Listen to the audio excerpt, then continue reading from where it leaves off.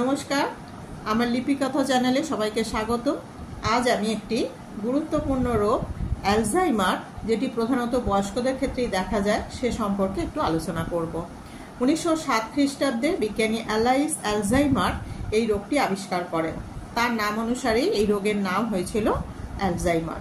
এটি একটি মারাত্মক রোগ এবং শুধু আমেরিকাতেই 4 লক্ষ মানুষ এই রোগে আক্রান্ত হয়েছেন এবং আশঙ্কা করা হচ্ছে যে 2040 খ্রিস্টাব্দে এই সংখ্যা গিয়ে দাঁড়াবে প্রায় 14 লক্ষে। ভারতবাসীদের মধ্যে এই রোগে কতজন আক্রান্ত হয়েছেন সে সম্পর্কে সঠিক তথ্য কিন্তু আমরা এখনো পর্যন্ত জানি না। আমরা এই প্রাণঘাতী রোগটির সম্পর্কে সর্বপ্রথম জেনেছিলাম যখন ইংলিশ চ্যানেল বিজয়ী সাঁতারু মিহির সেন এই রোগে আক্রান্ত হয়েছিলেন এবং সংবাদপত্রে সেই খবর প্রকাশিত হয়েছিল। এবং এই অসুখের কারণে ওই প্রবীণ সাঁতারু তার স্মৃতিশক্তি অনেকটাই হারিয়ে ফেলেছিলেন।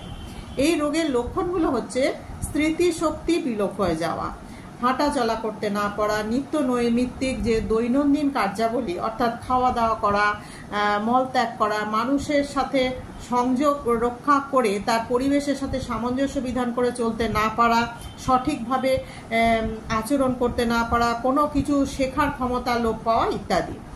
এবং এই রোগীর আচরণের মধ্যে একদম ভীষণভাবে একটা অস্বাভাবিকতা দেখা যায়, কারণ এই রোগে আলজাইমার রোগের আক্রান্ত ব্যক্তির কেন্দ্রীয় স্নায়ুতন্ত্রটি অকেজো হয়ে পড়ে। তখন তাদের সমস্ত ক্রিয়াকলাপের মধ্যে অসংলগ্নতা ঘটে এবং প্রায় 24 ঘন্টায় তাদের পরিচর্যার প্রয়োজন হয়ে পড়ে। তো এখন আমি বললাম কি যে এই রোগে আক্রান্ত হলে কেন্দ্রীয় স্নায়ুতন্ত্র আক্রান্ত হয়। তাহলে স্নায়ুতন্ত্র কি না? স্নায়ুতন্ত্র হচ্ছে স্নায়ু কোষ দিয়ে গঠিত যে তন্ত্র প্রাণী দেহের বিভিন্ন অঙ্গতন্ত্রের কাজকর্মের মধ্যে একটা সামঞ্জস্য বিধান করে এবং তার সাথে সাথে পরিবেশের সঙ্গে সামঞ্জস্য বিধান করে সেই ব্যক্তিটিকে মানিয়ে নিতে পরিবেশের সাথে সাহায্য করে থাকে। আমাদের বিভিন্ন অঙ্গ-প্রত্যঙ্গের সংযোগ সাধন ব্যাপারটা কি না, ধরুন আমাদের যখন খিদের অনুভূতি, আমার খিদে পেলে আমরা বুঝতে পারি, আমাদের চোখে আলো পড়লে আমরা চোখ বুঝে ফেলি, পায়ে কাঁটা ফুটলে পাটা আমরা তুলে ফেলি, এগুলো হচ্ছে এবং তার সঙ্গে সঙ্গে তাৎক্ষণিক যে প্রতিক্রিয়াগুলো সেগুলো কিন্তু আমরা আমাদের শরীর আমাদের এইভাবে আমাদেরকে সজাগ করে এবং সেই তার প্রতিকার ব্যবস্থাটাও কিন্তু আমরা সঙ্গে সঙ্গে গ্রহণ করি। এই যে স্নায়বিক কার্যাবলী এবং তার মধ্যে সংযোগ সাধন, সেই কাজটা করতে সাহায্য করে থাকে এই স্নায়ুতন্ত্র, কেন্দ্রীয় স্নায়ুতন্ত্র। ধরুন আপনার খিদে পেলে আপনি খাবার সংগ্রহ করেন বা খাবার নেন এবং সেই খাবারটা নিয়ে মুখের মধ্যে প্রবেশ করাই। এই যে আমাদের অঙ্গ প্রত্যঙ্গের মধ্যে যে সংযোগ সাধন ব্যাপারটা, সেই ব্যাপারটাই কিন্তু কেন্দ্রীয় স্নায়ুতন্ত্র করে থাকে। এখন স্নায়ুতন্ত্র তাহলে কি বললাম, যে তন্ত্রের মাধ্যমে পরিবেশের সঙ্গে এবং দেহের বিভিন্ন অঙ্গতন্ত্রের মধ্যে সামঞ্জস্য সাধন করে থাকি। এখন এই যে স্নায়ুতন্ত্র, তাকে আমরা দুটো ভাগে ভাগ করে থাকি, কেন্দ্রীয় স্নায়ুতন্ত্র এবং প্রান্তীয় স্নায়ুতন্ত্র। কেন্দ্রীয় স্নায়ুতন্ত্র প্রধানত দুটি অংশ নিয়ে গঠিত, মস্তিষ্ক এবং সুষুম্নাকাণ্ড। মস্তিষ্কের আবার 3টে ভাগ আছে, অগ্র মস্তিষ্ক, মধ্য মস্তিষ্ক এবং পশ্চাৎ মস্তিষ্ক। এখন এই অগ্র মস্তিষ্কের কয়েকটি ভাগ সম্পর্কে আমি একটু বলে নিই, তাহলে বুঝতে সুবিধা হবে। যেমন অগ্র মস্তিষ্কের একটি অংশ হচ্ছে গুরু মস্তিষ্ক। এই যে গুরু মস্তিষ্ক আমাদের মস্তিষ্কের বিভিন্ন বেশিরভাগ অংশটাই মস্তিষ্কের এই গুরু মস্তিষ্ক নিয়ে থাকে এবং আমাদের যাবতীয় বুদ্ধি, চিন্তা, স্মৃতি, এ সমস্ত নিয়ন্ত্রণ করে থাকে কিন্তু এই গুরু মস্তিষ্ক। এরপরে এই হচ্ছে তো অগ্র মস্তিষ্কের আরেকটি অংশের কথা আমরা বলবো, থ্যালামাস। এই থ্যালামাস হচ্ছে আমাদের সমস্ত প্রতিবর্ত ক্রিয়ার নিয়ন্ত্রণ কেন্দ্র এবং এই যে গুরু মস্তিষ্কে যে উদ্দীপনাগুলো প্রবেশ করে, সেই উদ্দীপনাগুলো গুরু মস্তিষ্কে প্রবেশের স্থান, প্রেরণ স্থান হচ্ছে থ্যালামাস। এরকম মস্তিষ্কের আরেকটি থ্যালামাসের আরেকটি গুরুত্বপূর্ণ কাজ হচ্ছে ব্যক্তিত্ব নিয়ন্ত্রণ করা, সামাজিক আচরণ নিয়ন্ত্রণ করা। আরও একটি মস্তিষ্কের অংশের নাম হচ্ছে হাইপোথ্যালামাস। মানসিক আবেগ নিয়ন্ত্রণ, ক্ষুধা তৃষ্ণা বোধ নিয়ন্ত্রণ, এই সমস্ত কাজগুলি হাইপোথ্যালামাস করে থাকে। তো এই অ্যালজাইমারে আক্রান্ত হলে আমাদের মস্তিষ্কের এই কেন্দ্রীয় স্নায়ুতন্ত্রটি আক্রান্ত হয়। এখন দেখা যাক এই রোগটি হয় কিভাবে। সুস্পষ্টভাবে এই রোগের কারণ কিন্তু জানা যায়নি। কিছু কিছু বিজ্ঞানীরা মনে করেন যে একটি জীবাণুর জন্য এই রোগ ঘটে। এই জীবাণুর দেহে তারা মনে করেন যে কোনো কোষ প্রাচীর, সাইটোপ্লাজম, কোষ পর্দা, নিউক্লিয়াস, কোষস্থ অঙ্গাণু কিছুই নেই। এর দেহটা শুধুমাত্র একটা বিশেষ প্রোটিন দিয়ে গঠিত এবং ইলেকট্রন মাইক্রোস্কোপের সাহায্যে দেখা যায়। তারা এই বিজ্ঞানীরা এই জীবাণুটির নামকরণ করেছেন স্লো ভাইরাস। স্লো ভাইরাস কেন বলেছেন? না, এটি দ্বারা আক্রান্ত হবার সঙ্গে সঙ্গেই এর প্রকাশ ঘটে না। 2 থেকে 10 বছর পর্যন্ত এর সময় লেগে যায় এই রোগের লক্ষণ প্রকাশ পেতে। কোনো কোনো ক্ষেত্রে 20 বছরেরও বেশি সময় লেগে যায় এই রোগের লক্ষণ প্রকাশ পেতে। সাধারণত দেখা গেছে 65 বছর বা তার বেশি বয়সে এর লক্ষণগুলো প্রকাশ পায়।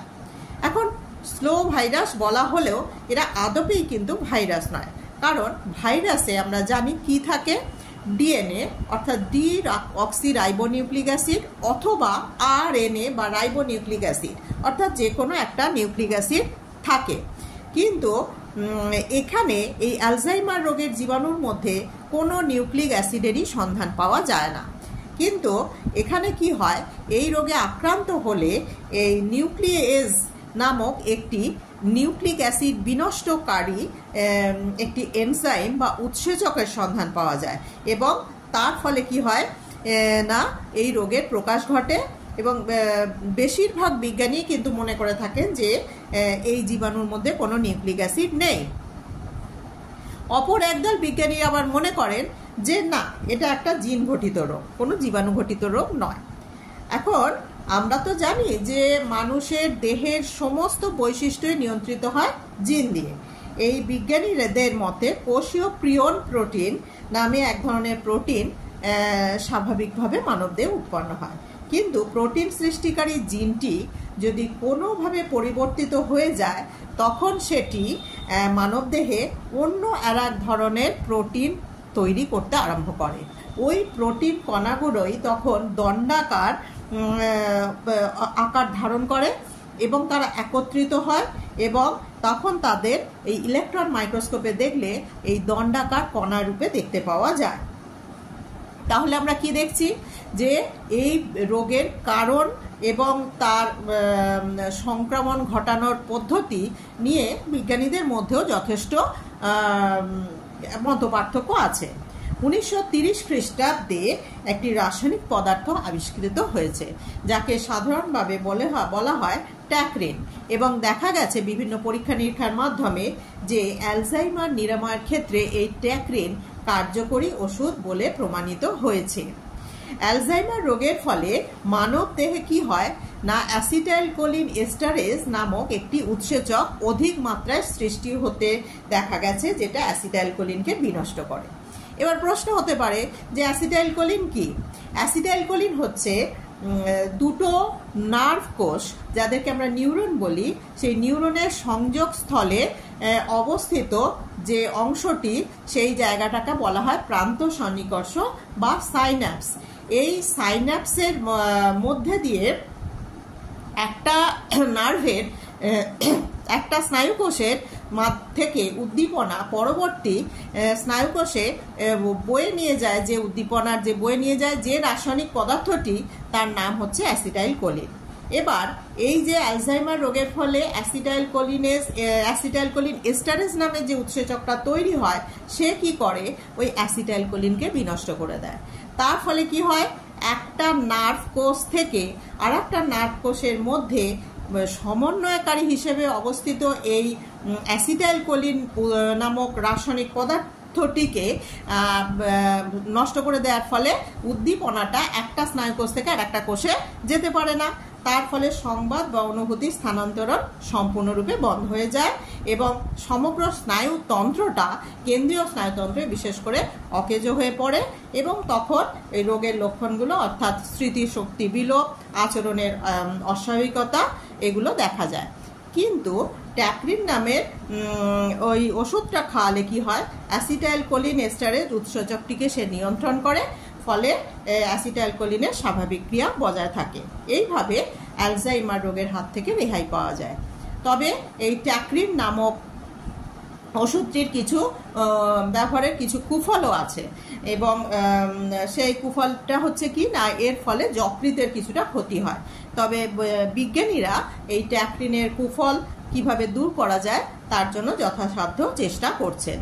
তো আমাদের আমরা আশা করতে পারি যে অচিরেই হয়তো আরও অনেক কার্যকরী ওষুধ আবিষ্কৃত হবে এবং